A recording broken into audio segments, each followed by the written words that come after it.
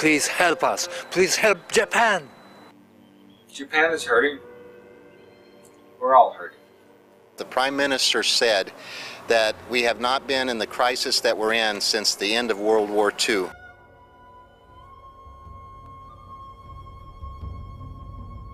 Within hours after the tragedy of the earthquake, the 9.0 earthquake in Japan, and the subsequent tsunami that decimated whole parts of Japan, and thousands still missing, I was on the telephone from the Pacific Northwest, and I was in a meeting on Whidbey Island with other leaders, but I began to get on the phone and try to get quick time assessments from our friends in Japan, other agencies that are already in Japan that are working in relief efforts there, along with our friends and partner organizations here in the U.S., began to see how we can work together cooperatively to go and serve in an honorable way to serve the people of Japan. Yes, there are areas that are suffering terribly. Yes, there is radiation leaking out. This devastation goes beyond words, and it's not one community. The whole eastern seaboard has been basically wiped out. Yeah, there are just hundreds and hundreds of little coastal communities that have all been effectively wiped out. We have a double-edged sword here. Not only did the earthquake cause devastation, but the nuclear reactor is out of control.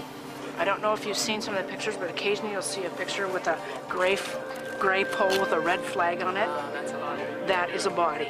In the northern area, more than 10,000 and nearly 20,000 of people are lost or victims.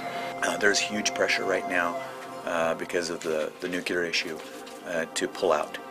If you watch the news also, you'll see Grandma and Grandpa going from elementary school to elementary school that have been hit by this because they can't find their granddaughter. You see a culture that's unique, special, resilient, and enduring and persevering culture. There is something honorable about the Japanese culture and the Asian culture, but there's also what we call the private face and public face. On the outside, they will act strong and they will act resilient and tenacious, and they are. But on the inside, there is something going on of pain and despair and hurt and grief. Caleb was born and raised here. He will always be a foreigner. When you look in their eyes, you see a desire, a deep desire for something more, something that's of value, something of worth. Behind each of that enduring, resilient, persevering spirit is a spirit that really wants to hope.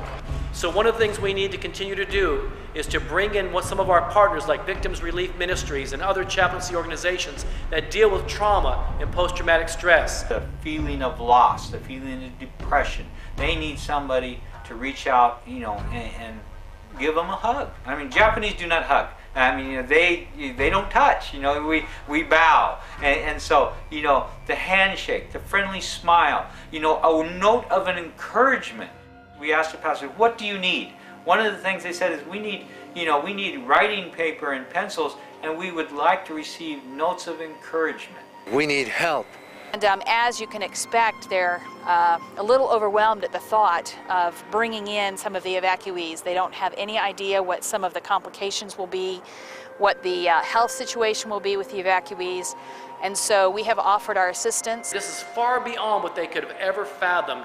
And there is an opportunity now, for the fourth time that I've heard about in the history of Japan, that they're so open right now.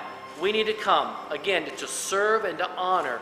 And if we do and honor them and show the integrity of the kingdom of God, that they then will be receptive in their hearts to receive us as messengers, to reintroduce them to the hope of glory, the risen Son.